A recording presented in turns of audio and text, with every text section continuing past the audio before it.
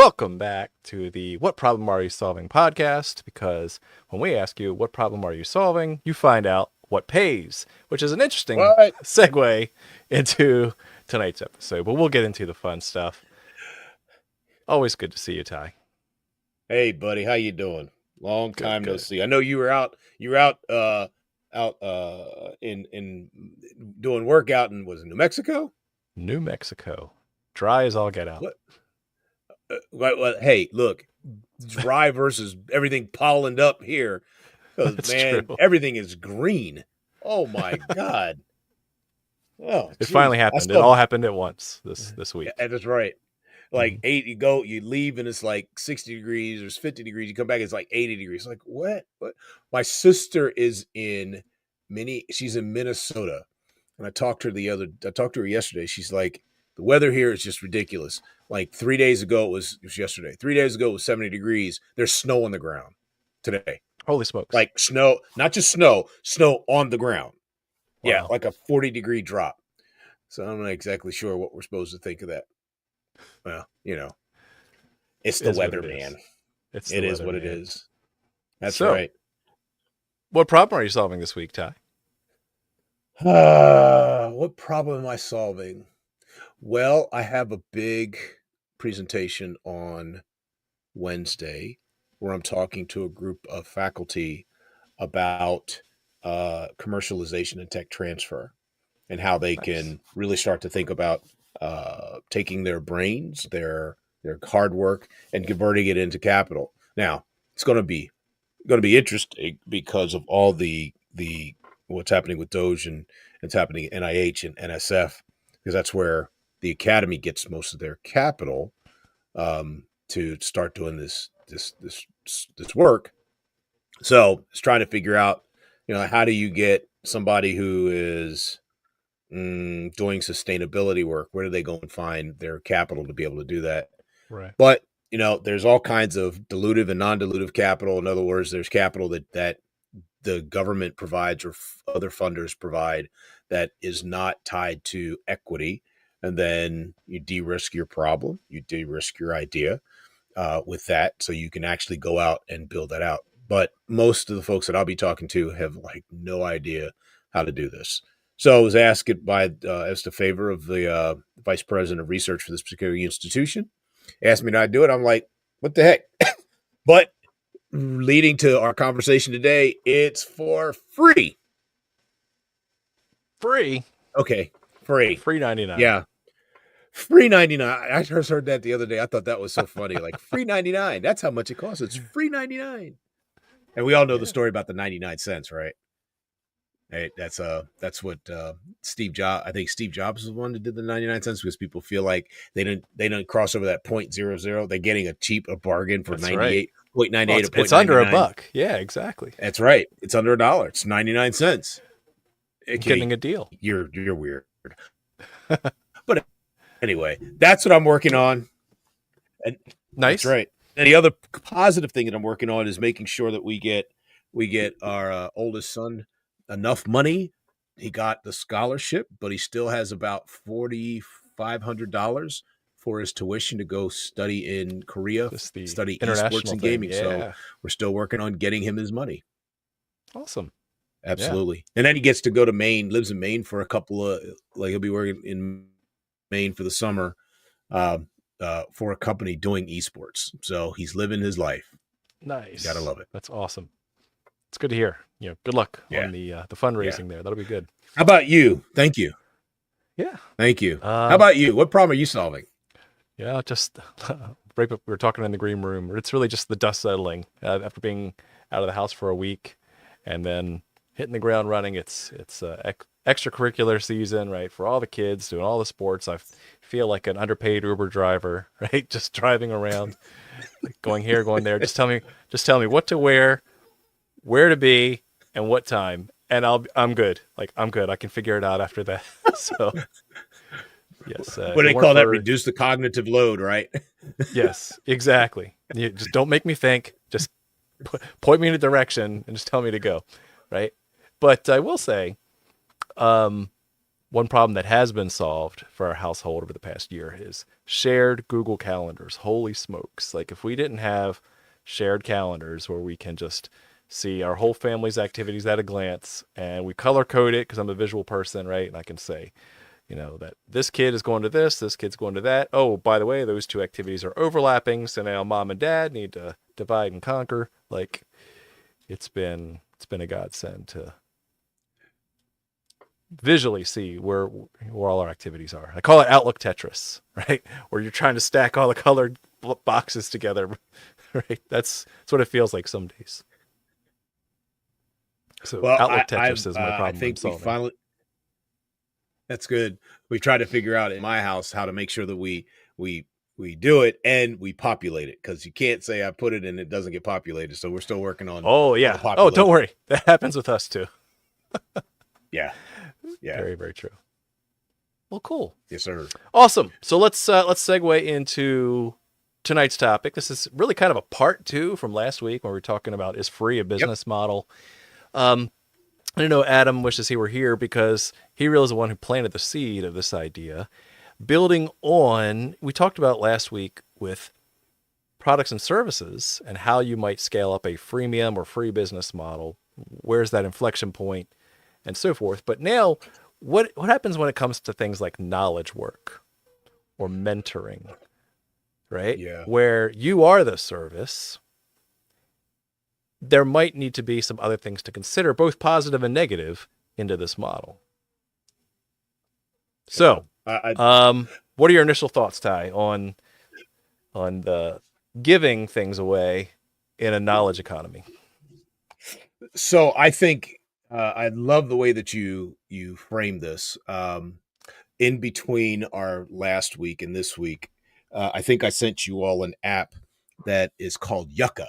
Yuka, and it's a really interesting app that is about as freemium as you can get, because you download it and you get all of this information. You basically, what it does is, as you want to eat healthier or get more information about the products that are on your that are that are on the grocery shelf, you take this thing and you flash it up and it gives you all of this really cool data that literally is for free. And I mean, some really significant data. And the CEO is like, we'll never sell your information, right? But I'm wondering, yes, there you go. And if you scroll down, you'll see on there where they start talking about no influencers, no ads, reasonable funding.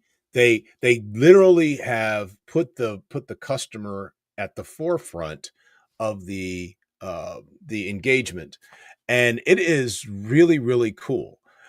And it is built on a freemium model. In fact, I don't even think anywhere there's a place for you to put there is a place for you to put money. And so there's their funding. You can get subscription, so you get even more information.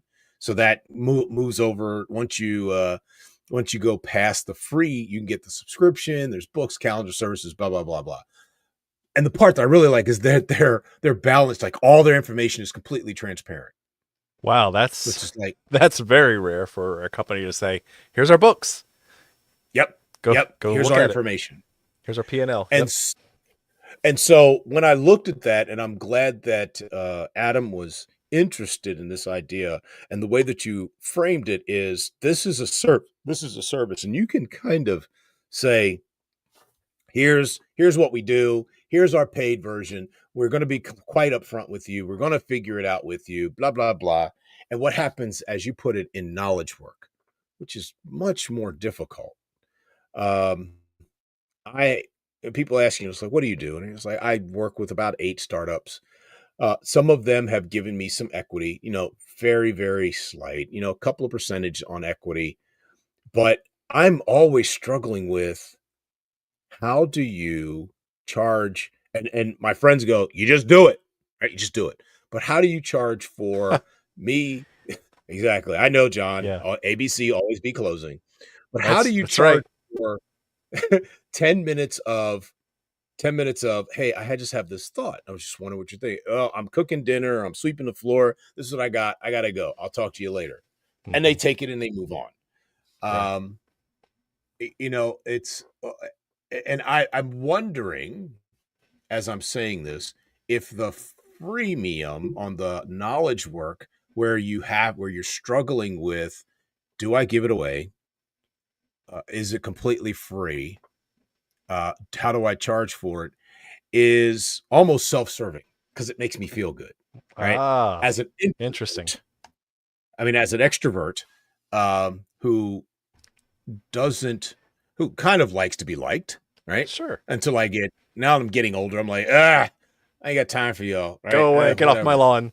That's right. Get off my lawn, kid. That there's a part of it makes me feel good. And at the same time, as we were Yeah. talking about in the green room, you still have to eat and have to pay the bills, Right. So right? we joked in the green room that this would really be the philosophy episode, the philosophy of entrepreneurialism, especially Absolutely. as you get started. Because the first thing that came to mind, there was a quote that I read years ago. I wish I could figure out where it was attributed to, but basically it says there is no such thing as pure altruism because you get a benefit Yeah. by the dopamine hit of actually giving to others, right? So there is a selfish primal reason that we still do this thing of giving, even when we're trying to have it in all the best intentions, right? We're not, we're trying to not be misled by it. But even then, you're getting something out of it, out of that transaction, and that's by design, right? Human beings were created to be social animals. We were created to form tribes, to protect and help each other, right? And define your tribes. So the even when you are helping someone out for 10 minutes over a phone call, you know that same information you're giving them, you know, someone on the internet could probably charge $200, an hour for it, or $500, $600 an hour for it, and you're giving this gold away for free. Um, Yeah. but you're also realizing that it's better for the relationship. It's better for the world if I just share 10 minutes of my time and give this information, coach this team, right? So this episode really is a lot, again, lean more towards the philosophy side, but also for your coaches, your consultants, right? Your knowledge workers who are really trying to break out and share what they have to make the world a better place. Yeah. There's one of my uh, mentors when I first got to graduate school. Brilliant man. I mean, absolutely brilliant. Died way too young. Wrote one of his last articles that he wrote, um, talked about the consultant or the coach being the navigator for a life experience, like a nautical navigator. You're looking at the stars, you're trying to figure out where the passenger of the boat is trying to go, and you're trying to align them with, you're trying to use whatever tools that you have as a consultant to get them appropriately aligned with their North Star. And even though they might fight you at times, and how difficult that can be. I Mm-hmm. remember I was right after he passed away. I was at a conference. I was a member. I was a staff of a conference, and the song came on. This gospel song that said, "What kind of love places itself in harm's way?" And the part that resonated with me is the three kinds. I'm going to pull on your philosophy strings a bit. The three kinds of loves that we have: eros, logos, and philos. And then which one am I missing? I think there's three or four. Oh, the Greeks have like seven different versions. Right. There's Storge and Eros and all these others. Yeah, And so the Agape. phil Hmm. yeah, agape, and Hmm. so agape love is the most selfless love, right? Yes, And yes. so when you have an agape, you have a love for mankind that is beyond just brotherly. It is It's like a mother for beyond their brotherly. child. It's a creator to its creation. E- Yeah, it's Exactly. it's one way. It's Exactly. it's not it's not transactional. Right. Hmm. So there you go. So this Yep. is this is the kind of love that I try to hold when I'm working with people, because this gentleman, he loved so hard it killed him. right? He loved Wow. so hard it killed him. And that's Yeah. not a joke. I mean, he had a heart attack Wow. on his way to fight on behalf of his students. Oh, wow. And yeah. And so there is this love without expectation that I always Hmm. carry. Hmm. And when you have a love without expectation, it is beyond the transactional. It is actually a transformational opportunity. Can I pour into somebody else? Notwithstanding, I still need to eat, pay the bills. Yes. Am I pouring into somebody else something that could help transform how they see themselves, how they see their customers, how they see their product, how they see their relationships? Hmm. There's nothing more fantastic, and these I did get paid for. These events I did get paid for, and I want to say to the audience, I'm not getting paid for some of the stuff that I do, but there is times when I do give it away. Um, that I've had people come back to me and say, I 3 years later, I mean, some of the stuff has been like 2, 3 years later, haven't seen me. That thing that you taught me it literally transformed the way that I dealt with my spouse, or I dealt with my child, or I dealt with my coworker. And I have not lost that. And Right. that is super fulfilling. Oh, absolutely. Yeah, there's multiple times that I can think back to just having the hard conversation with someone, and they go off and totally transform their business for the better. Like they're successful because, and they absolutely said your advice was the thing that I needed to hear that made me make the leap. And so it's like, great, I'm happy for you. Like I don't expect anything in return. I don't expect equity. Like I'm happy for you that did that. And how can I continue to do that and pay Right. the bills and feed the kids and all that? And so as I was thinking about this episode, it it starts at the extreme. It starts at 100% of giving, like with 0% return.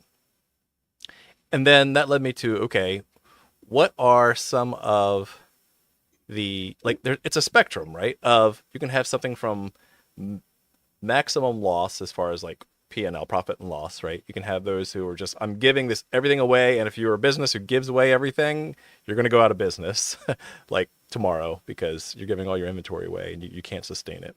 And we teach this when we do the business model canvas, right? That Right. your costs have to be less than or equal to your revenue. Value. Yep. Yeah. So there's one extreme. The opposite extreme is like complete profit over giving value. And so I was trying to think, what are some industries that have like the highest profit margin, right? And you're thinking of things like banking, tobacco, oil. Those things have the highest amount of profit for unit of value consumed by the consumer, right? So that's the opposite end of the scale, which we tend to stereotype and generalize and say that they are greedy. These are greedy organizations compared to the altruistic, give everything away organization, right? And then there's something kind of in the middle, which I think is that sweet spot that we're going to try and find on this episode. Yeah. What do you think about that spectrum? I think it's right. I mean, if we look at the canvas, and for those who may be listening, somewhat familiar with the business model canvas, it's 9 blocks. The bottom part of the blocks, there are foundational pieces that moderate your value proposition versus your actual mechanical things that you need to do, and those are cost and revenue. In the for-profit sector, in the not-for-profit sector, thank you. Along the bottom, it's cost and mission accomplishment. Mm-hmm. John and we like to talk about cost and value, because value can be measured in Yes. terms of revenue, value can be measured in terms of mission achievement, value Yeah, can live be saves, determined right? Mm-hmm. by whatever that might be. And so I think that what the complete altruistic would be, no matter the cost, I'm going to do something, no matter the cost. In the government, we've talked about that no matter the cost, if there is one person, probably the president, that needs a bit of information, we will move heaven and earth to make sure that that one person has the amount of information that they need. On the opposite end, and it's interesting that you chose what you chose as far as the oil industry, the petroleum industries, because there's a lot that comes out of the petroleum side, or cigarettes or chemicals or anything like that. Um, uh, Jetson Sang, how do you say his name? From the CEO, I always get his name messed up. The CEO of NVIDIA, Jensen Sang. I think that's how you say his name. I have my apologies for those NVIDIA fans. I heard him say 2 years ago that Huang. Wang, thank you. 2 Mhm. years ago that the it's going to be not a 3x or a 4x, but 1,000x with AI. That AI, he's expecting 1,000x. Amazing. Yeah, right. Yeah. And so for 1 unit of cost, he's looking for 1,000x execution Value on the value side. return could be Right. profit, but not necessarily. I think that the space in the middle that we're looking for, that you speak of in terms of free, is not easy, right? Because you have to No, have no. enough to continue to eat, and you have to give away enough to make sure that you're still providing this overriding value to people that drives those of us who do this kind of work. And so, um, I, I, my, I think that what moderates this moderates between the two extremes is how much the individual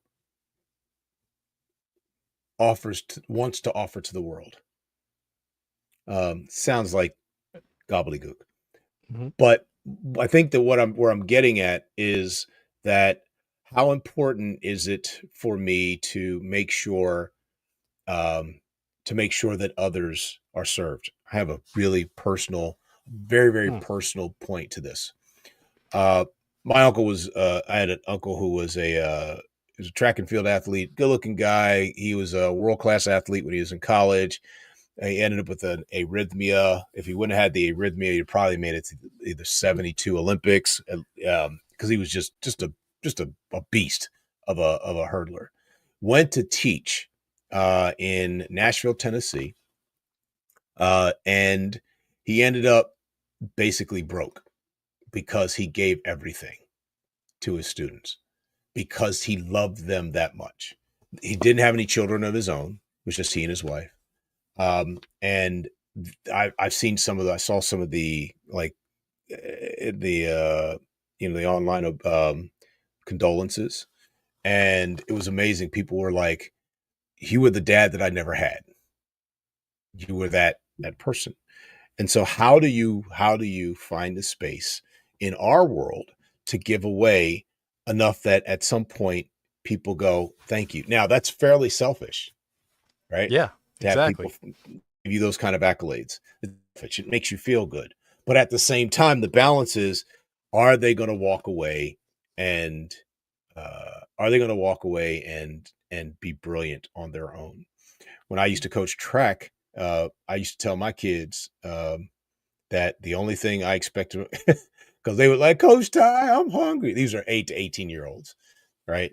I'm hungry. Did your mama give you some money for lunch? Yeah, but I ate it already and I'm still hungry. And then you end up like my uncle did. You pull money out of your pocket and you give it to them and you make sure that they're taken care Right.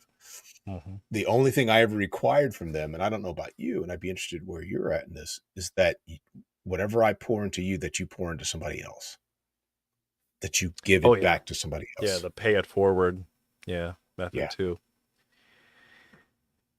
Yeah, because now you're getting to the philosophy of karma and the butterfly effect and how a good deed given can go and live on even past beyond your lifetime.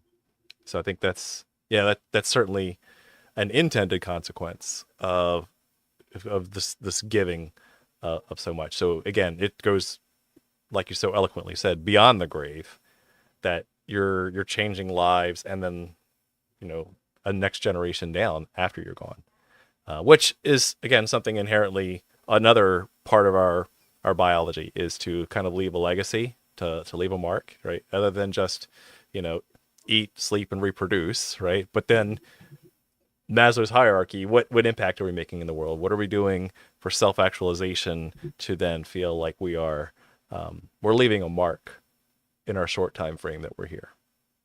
Yeah. So Yeah. As you were saying that, I was trying to think about, so what does it mean for this this freemium this proposition of the free for advice, for the free for supporting people, for the free um when they can call you up and say, "Can I ask you a question?" And you go, "Yeah." Can we have the yeah, capacity to yeah, say, just please enter your "No"? credit card number, and it'll be $3.99 a minute, minimum 10 But minutes. but you know what? I had a um, he was a senior in this organization I belong to, where we study this kind of stuff. We study the Hmm. behavior of people in groups and organizations. And he said, if you ever want to make sure that people really respect what you're doing, make them give you something, Right. Yes. right? Make them give you something. Right. Um, I the first time he told me that, I did this piece at GW's School of Public Health. I just remember showing up one time, and this is like literally like 1990 something. And Yep. they needed somebody to go and do it. And I was like, sure, I can try. I'll do my best. God knows if I did any good. I don't even remember. But what they did give me was $100 gift card to go to Safeway. Right? They gave me Sweet. something. Yeah. And I didn't ask. I didn't ask for it, but they gave me something. Sure. And it taught me a lesson, maybe not, about the power of the negotiation. And maybe Mm, that's where we're talking about it, even in this supposed freemium model, that is in the service of people in knowledge, is what's in the negotiation. What do we right. negotiate in our relationship? Yeah. So I think to put this back into economic terms and the spectrum we talked about the extremes, but then we realize there are areas in between the extremes. Um, Hmm. Selfishly, the title of this episode, "The Giving Economy," is actually a throwback to a podcaster, social marketing guru of mine, Gary Vaynerchuk, who wrote a book back in 2011 called "The Oh, Thank You Economy," and in it, he really just lays out, the benefit of being authentic in whatever business propositions you have, and as you're doing that, to really make sure that you're connecting with humans. Customer service is key. Authenticity wins. Social media isn't a campaign, it's a commitment. You want to surprise and delight. And he really says the book can be summarized as in, I'm giving you 51% so that when I ask, you can give me 49% back. So you just want to give a little bit more value, which is what we talked about in an earlier episode. I think it was last time or the time before, about customer surplus or consumer surplus, where they hmm feel like they've gotten the better part of the deal, right? You want to try to give away as much value to the customer that they still feel like they are winning, but they will certainly be very happy to pay you for what you've given them, right? So that's getting into hmm that middle point of profit versus altruism, and where's that middle point there? And so he went on to write a couple books. His second popular book was called Jab Jab Jab Right Hook, where building off this thank you economy mindset, the goal is to just start giving, giving, giving, giving, and then you do have to ask. You just don't start off when you meet someone. You don't do this at a party. If you meet someone brand new, you're like, hi, I'm Ty. Would you like to buy my book? You're like, no, no, no. You don't Right. start with that. You start with the pleasantries, right? Hey, Right. how are you? Right. You have a family? What do you do? What sports do you like? You start to build this rapport, and then eventually, oh, by the way, just in case you're interested, I actually, I wrote a book on that topic, and here's where you can find it. If you're interested, great.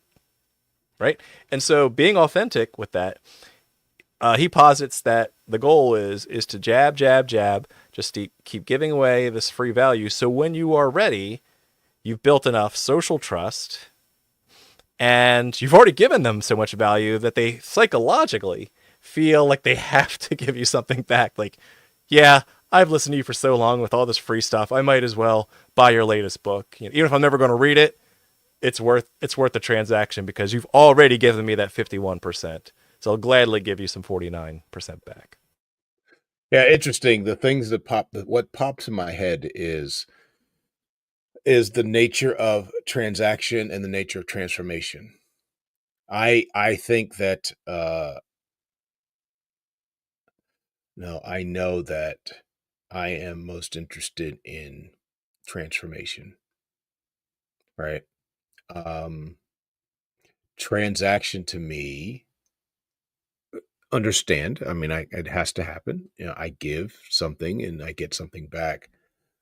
Is a part and parcel of what it means to be human, right? I give you something in return. I get something. It's as old as humanity. It is old as the Homo sapien walking upright, going out and making a kill, bringing it back home, and everybody eats off that kill. I killed something. Everybody eats.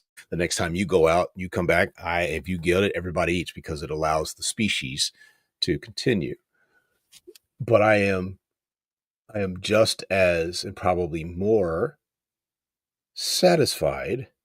Now, it doesn't do well for my pocketbook, but just as satisfied for the transformation that happens with people. Where, yeah, I'm just as satisfied with the transformation. So what if by turning on transaction, you can have greater transformation? You can 2x, 5x, 10x your transformation because now you have a business model that can support, can grow the transformation, right? And it was a perfect segue for where I wanted to go to. There's a TikToker that I follow. He goes by just Nate, Knate. And let me share my screen. And this guy is a saint. He really is. He goes around and what he will do is, I think he's kind of primarily based out of Reno, Nevada, but he does travel around. And he just goes around and films himself helping mostly homeless people. What are you doing today? How can I make your life better today? What do you need something to eat? Do you need a backpack? Do you need a tent? And he'll go and get them, pretty much whatever they need to sustain themselves for that day. And so the way he does this, right? I mean, he is not unauthentic, right? And he's been on a couple of podcasts, and they're like, "Look, we know you're not just doing this for the likes and the views. You actually do use TikTok as an advertising platform so that you can help more people, right?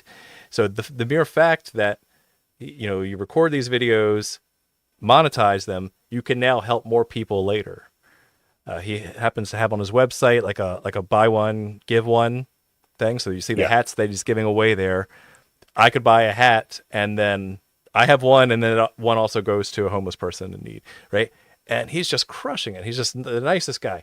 And so by the mere fact that it's transparently transactional, it enables greater transformation. Yeah, there are any numbers of business models built around just this particular idea. Right. There's an example when we actually run the business model Canvas course, where we had there's a product. I don't know if it's still in mass production. It was called the Pee Poo Bag. It was a low production, high efficient way, a low cost of production, high efficient way to manage human waste in places where human waste could lead to things like cholera, dysentery, and death of babies and adults.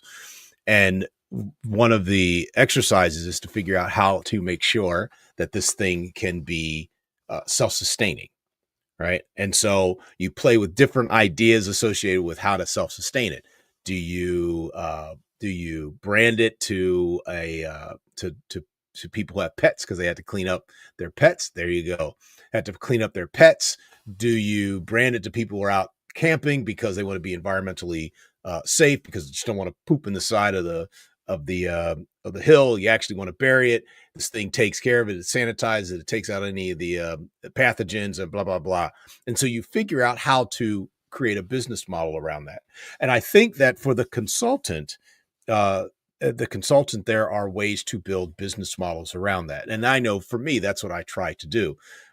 So working in the spaces that I'm working with in undercapitalized communities, really trying to say, so how could we take some of these relationships that I've built? In fact, as a matter of fact, I'm having just started a conversation with a really significant person that has the capacity to help take technologies that are inherent in these communities, that are native to these communities, and meet some of the national priorities. For me, I give it away by making these people connect, helping them connect. And if they so choose, like, I've had people like, who don't you know? I'm like, hey, there's a CRM up here somewhere. It's just not a bunch of names, but it's names. So there's a website called LinkedIn that does the same thing you do, Ty. I'm just letting you know. Hey, but yes, there is this thing, but you have to know who to trust, because LinkedIn, while you have first level network, that's true. If Ty ever introduces you to somebody, you know that we both know Ty, so there's your first problem right there. Well, for those that are listening to this podcast, please ignore John Ruark. He has no idea what he's talking about. But literally, I will say tell them that I told you that I said to go there, right? Right. Because what I do, I think Gladwell calls them not a mensch, but there's a word that he talks about, Gladwell, in his book Blink. He talks about that the person who collects information and collects ecosystems and connects people. That's what I do in my head. Well, and Google calls your type information routers. Bingo, that's the other word. Thank you. Yeah, an information router, and that you don't necessarily get skill set that most people don't have.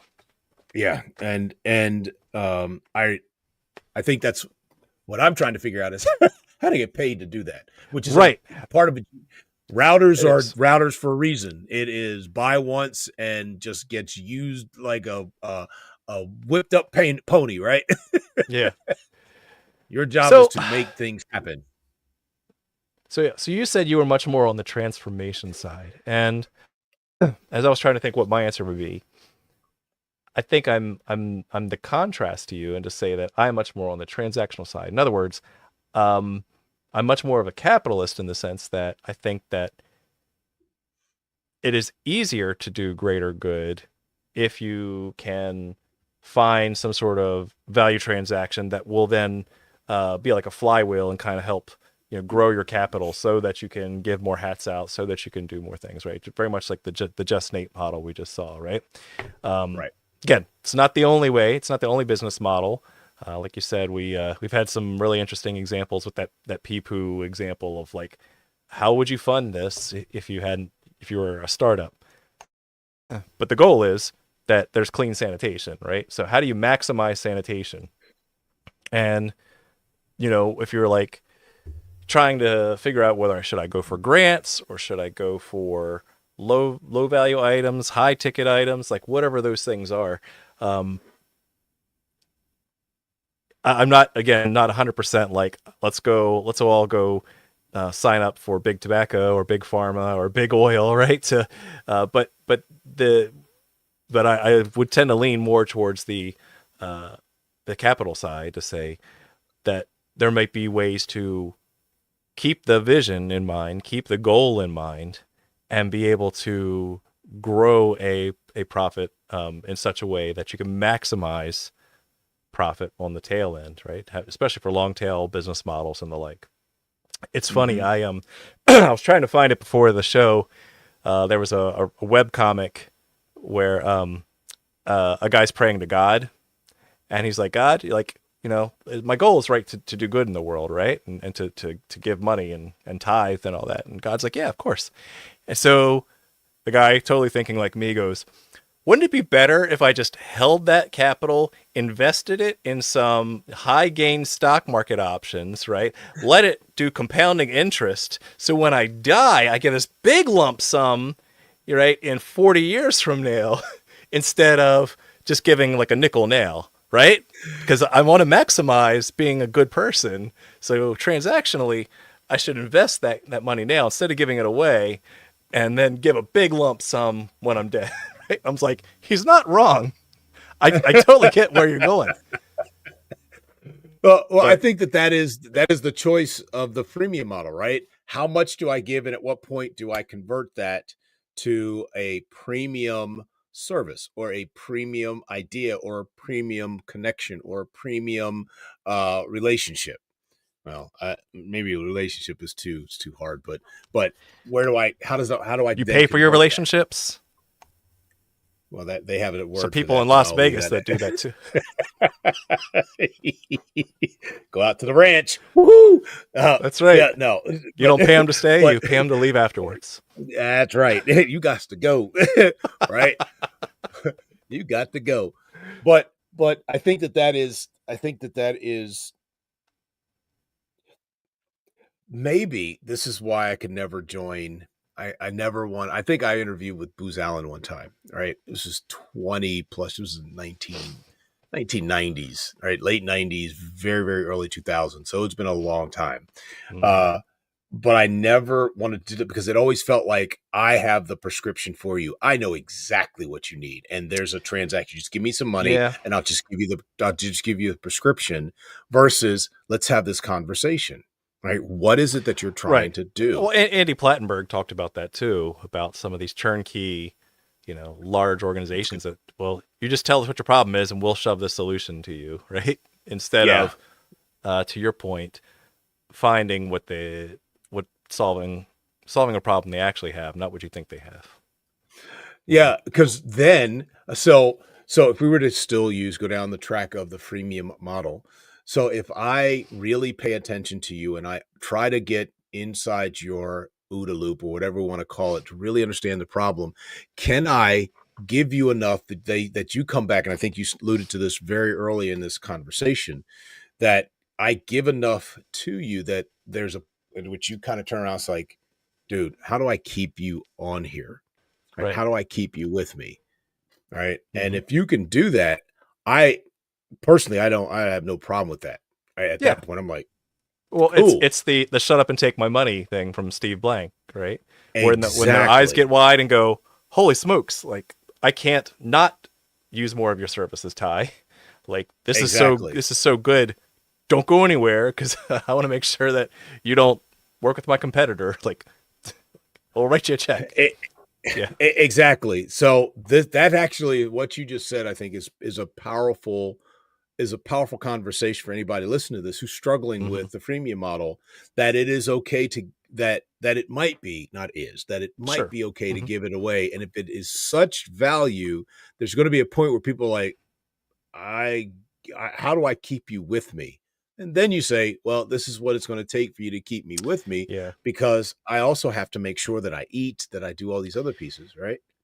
Yeah. So let's talk about the irrational customer, right? We had Dan Airley on to talk about predictably Me too. irrational, but there's been a couple of times where this study's been repeated again and again, where customers, if they saw a low dollar item or a high dollar item, they would actually not only value the high dollar item more, they'd buy more of it, and it's the Yeah. same item. Yeah.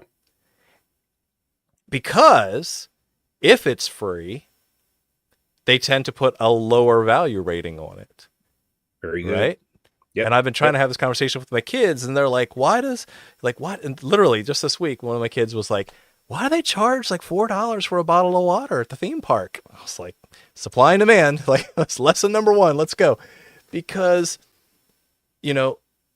there is a higher value depending on the context of that water. So same thing is true where if you price your goods or services not complete, make sure that it's done prudently. You're not just picking a number out of thin air, but you're doing, there's another term for this called value-based pricing.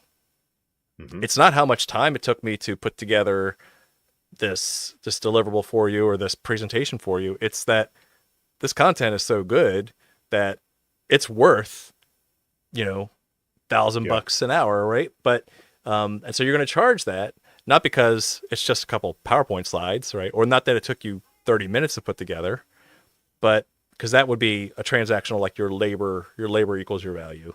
But now the value that they're getting out of it, and that they're going to, if they take what they learn from that PowerPoint and they go crush it and, and change their business model and totally accelerate their business, like, of course they would charge, they'd be happy to pay you that.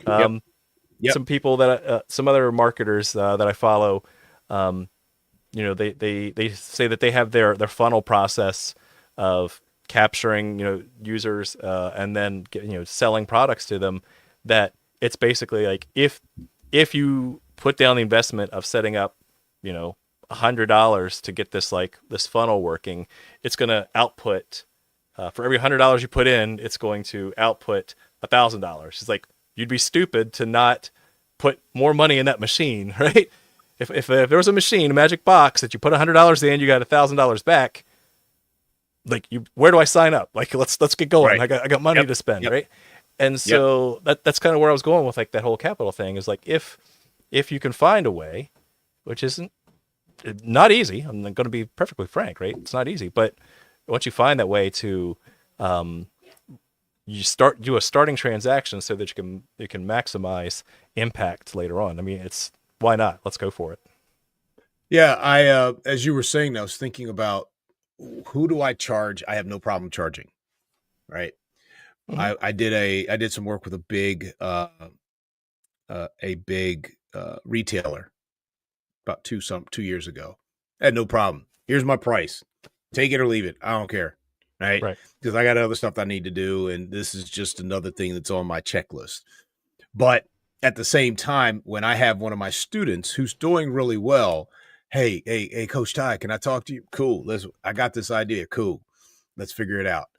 What do I charge there? And then there's the in-between, right? And so there's the in-between, which is, what am I willing to give away in order to delay the payout later, right? The freemium, mm-hmm. Right? It's an investment. Exactly. Exactly. I think that's a perfect way to articulate what I'm thinking about. It's the investment that I have in this. In this founder, in this organization, in whatever they're trying to do, because I believe in the mission. And I know that it'll transform a community. It'll transform somebody's life. It's different than a retailer who's trying to do some work, trying to figure some stuff out. And by the way, when I tried to figure out, like, what are you all trying to do? No, we've already figured it out. I got fired, which is fine. Because, and come to find out, they had their idea, which is cool. I get it. There's nothing I could do. Exactly. Go on, be prosperous, Mr. Spock, live long and prosper, right? Mm-hmm. Go on and do your thing. But I do think that there is something to be said for your articulation of, hey, oh my God, you can't go anywhere. How much do we owe you? Mm-hmm. And you don't want to juice them, but there's also this irrational customer of higher value. If you underpay yourself, if you undervalue yourself, well, there must be something wrong with you. Right. You wasn't or you're just a dime a dozen. You're just like any other consultant or coach or anything like that. Exactly. So I think it's a really interesting. It's really interesting, Yeah, you said you have to make that decision. I mean, because I'm such a capitalist, and because I know my value, and because I'm getting paid for this with my day job, I charge my parents when I go visit them over the weekend, right, by the hour for them to visit me and see my kids, right? Because it's that important that I get my values worth, because I could be doing other things than visiting mom and dad. So, oh Lord, not true. That'll come back and bite me. So much for running for president. All right. Oh my God. But you're funny. This all comes down to um, a long running joke that we've had back when we used to work together in the before times, the pre-COVID days, Yes. where if Yes. you're good at something, right, don't do it for free. Don't give it away for free. We always joked about it, knowing that it's not entirely true because we give stuff for free away all the time in our personal lives, right? But that mantra Yeah. holds true in all the reasons that we've talked about so far for the past 50 minutes. Is just that you do have worth, you do have value. Yeah. You do need to pay the bills. You do need to recoup your time, your money, your whatever your commute, right, to go help someone out. And so if you give it all away for free forever, just like any business model, that's going to collapse. But it's finding that sweet spot of knowing your worth, knowing the value that you give to everyone you help and everyone you serve. I like the way you use the word serve multiple times in this episode because that's what it's really about. And Yeah. then being able to take that transaction, that value exchange, so that you can do more good later. Yeah. I do. I don't want to have this episode closed with the sense that I am that naive. I am not that naive. Right. I do understand that that I can and do charge for what I'm Mm-hmm. worth. I will tell people how much do I owe you? Well, this is how much I charge per hour, and Mm-hmm. this is my billable, and I'll go with that because if you don't pick it up, it'll allow me to do other work with somebody else. So I'm not that naive. I think that what I'm taking away from this conversation is that there is always this very nuanced way of relating to the world and the work that we do, which I think is hugely, hugely important. I mean, we're not priests, we're not therapists, we're not doctors, we're not social workers, but we provide a service that allow people to create great value for the people and the organizations, the people that they're with, the organizations they serve, and the value that they create. And I'm walking away with just make sure that as you do that, you also have this counterbalance that says, am I being paid? Am I being valued for what I'm worth? No, I think That's what I'm walking away it's a with. great point. Is it the this is interesting. Um, oh man, I had such a good point and I just lost it trying to form it because yeah, because you're trying. Oh, I figured out what it was. It's value opportunity cost, right? Mm, Especially if you're all the things that you can do and all the people you can help and all the people you can serve, that there are some that you want to choose to serve over others, right? mm, Because if mhm. I said, "Hey Ty, can you and I have a chat tomorrow at 8 a.m." and you're looking at your calendar and you've got other people that you could serve, you have to make a choice, right? And you could choose them over me. Say, "Hey, 8 a.m. doesn't work. Can we figure out another time?" Right? Because especially for time-based things, like time is one resource you can never get back, right? And Yes. so you have to make a value opportunity cost decision. And so again, whether that is in terms of transaction cost or even if you're the most altruistic person in the world, what's the most value I can give to the world right now today Yeah. with my resources? Yep. It's a Yep. tough call. It always will be, right? Yeah, Because we are 100%. a person serving potentially 8 billion people. I ain't got that much time. I ain't got that much energy. I just can do what I can do. Absolutely. This is All right, so a good final conversation, buddy. thoughts on this episode, Ty. What on the whole giving Uh, economy, the spectrum?